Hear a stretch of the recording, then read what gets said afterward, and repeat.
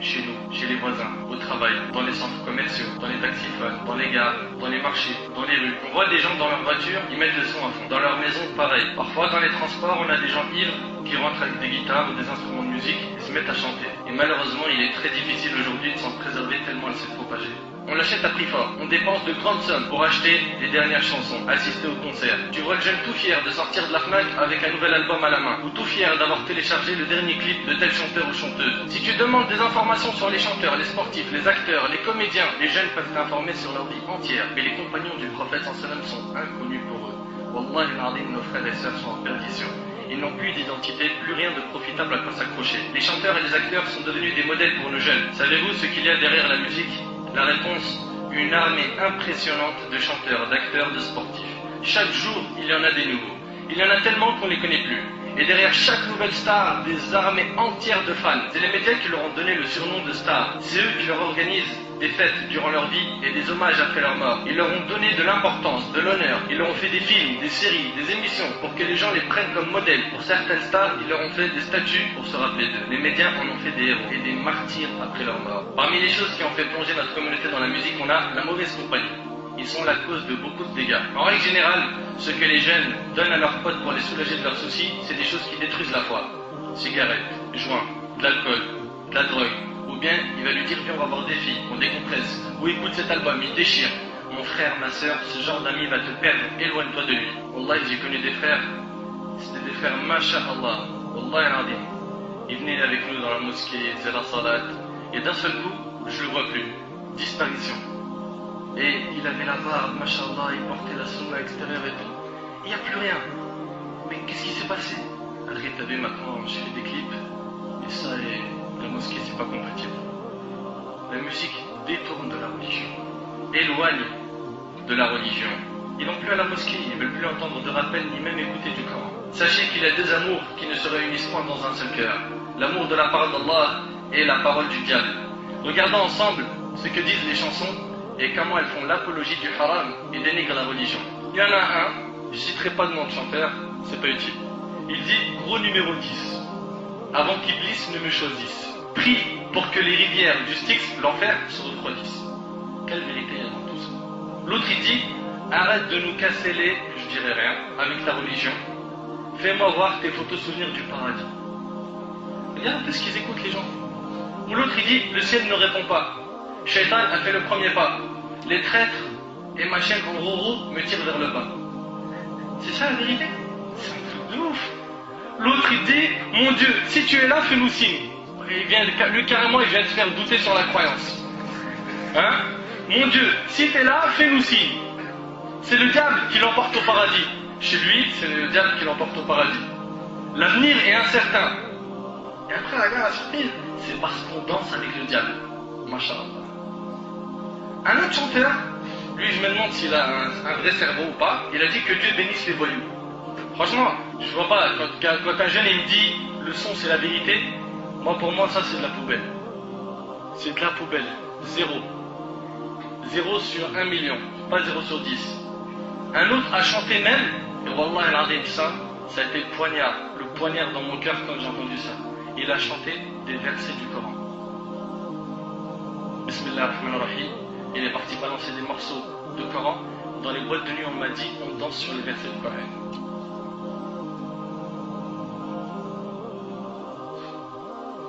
Danser sur le Coran. Inna lillahi wa inna ilayhi raji'un.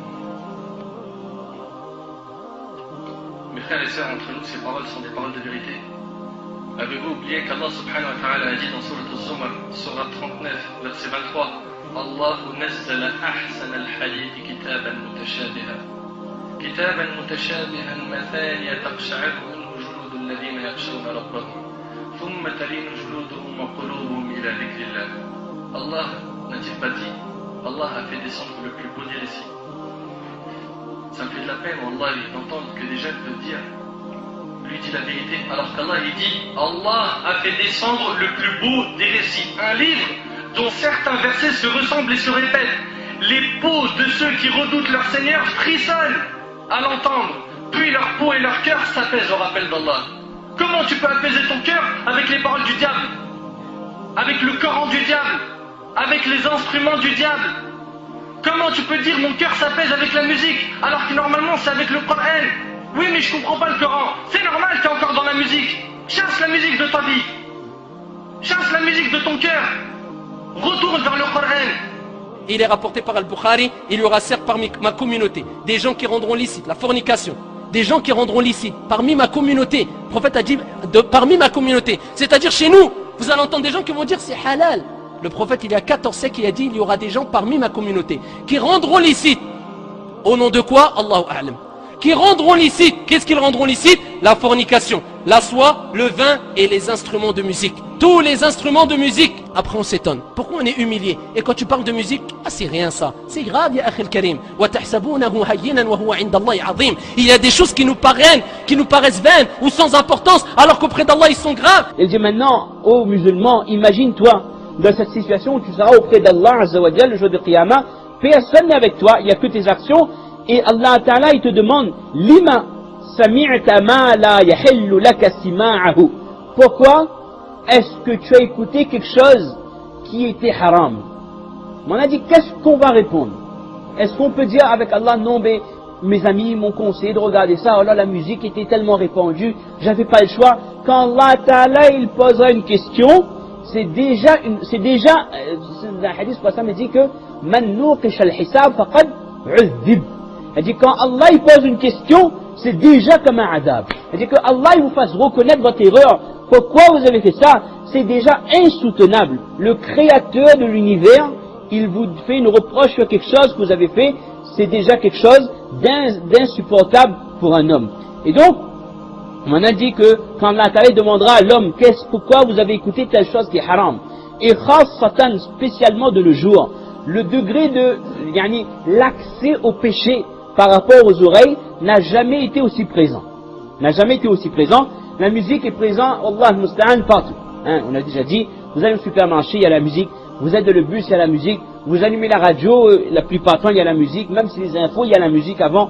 Les GSM, les sonneries de portables, tout ça, il y a la musique, Allah musta'an.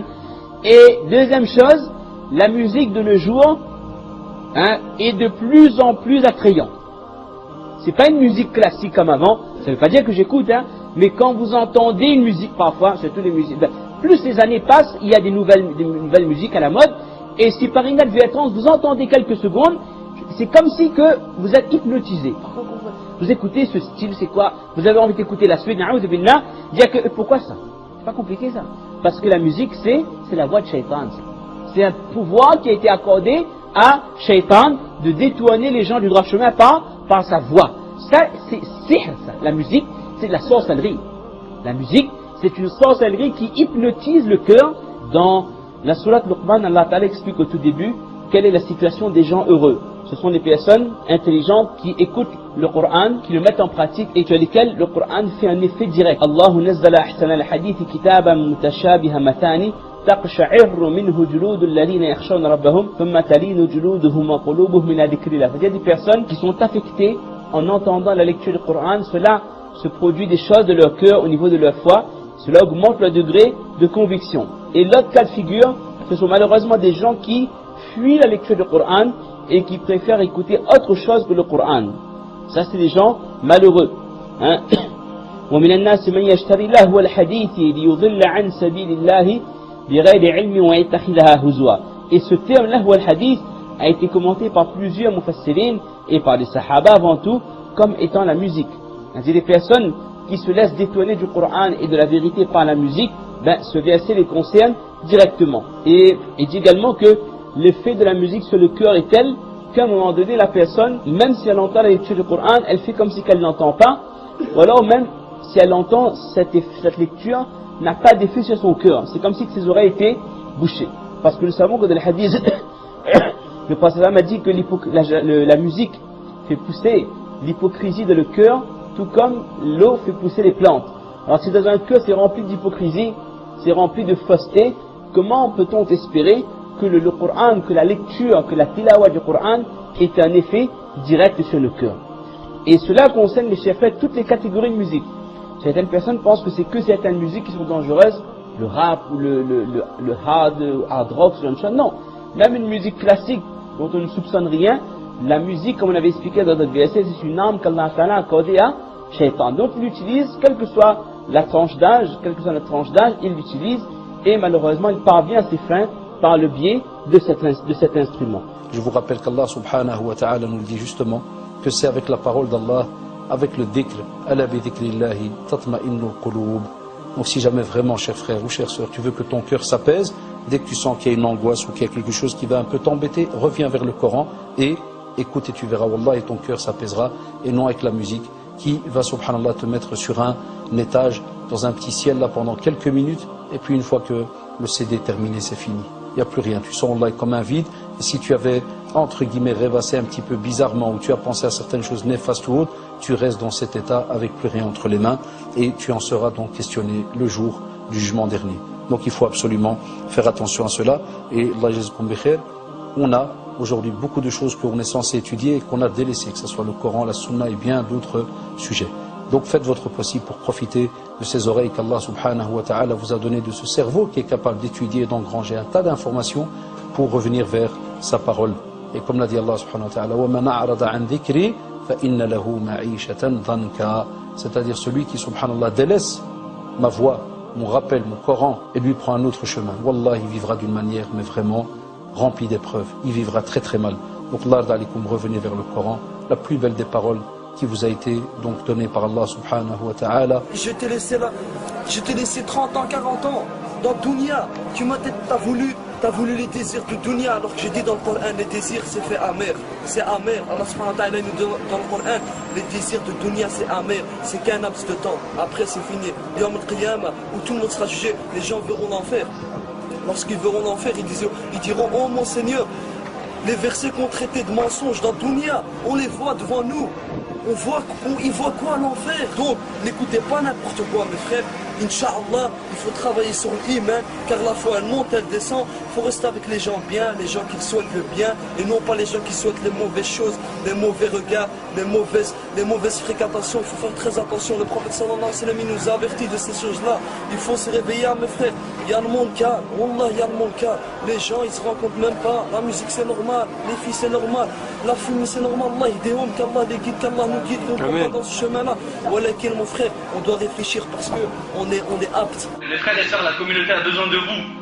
On veut que vous soyez comme les compagnons du prophète sallam, que vos cœurs soient attachés au Coran, à la prière, aux adorations. Les frères et sœurs, éloignez-vous de ces chanteurs et de ces chansons qui ne font que d'appeler à la perversité, à la vulgarité, au sexe, etc. Repentez-vous, tous, ô vous les chanteurs, et vous qui vendez de la musique avant qu'il ne soit trop tard, car après la mort, on n'a pas de deuxième chance. Le prophète a dit que chacun mourra dans la situation, ou plutôt ressuscitera dans la situation dans laquelle il est mort. Donc maintenant, à toi de te poser la question avec toute sincérité. Est-ce que tu n'auras pas honte de ressusciter devant Allah subhanahu wa ta'ala alors qu'Allah azza wa jal t'a fait mourir et tu écoutais de la musique? Est-ce que tu n'auras pas honte de ressusciter auprès d'Allah azza wa jal en écoutant de la musique? Tu écoutes de la musique et Allah azza wa jal te voit devant lui. Est-ce que tu n'auras pas honte de te trouver dans cette situation? Si après tous ces avertissements et ces preuves, vous préférez la voix du diable, le Coran du diable qui est la musique, sachez que le jour du jugement sera pour vous un jour de tristesse, de peine, de regret, de souffrance. Le seul problème, c'est que ce jour-là, il n'y a pas de deuxième chance ni de rattrapage. نسأل الله سبحانه وتعالى أن ينفعني بما قلت وأن ينفعكم بما سمعتم هذا وأعلم والله عز وجل أعلى وأعلم. سبحانك اللهم وبحمدك أشهد أن لا إله إلا أنت أستغفرك وأتوب إليك. جزاكم الله خير والسلام عليكم ورحمة الله تعالى وبركاته.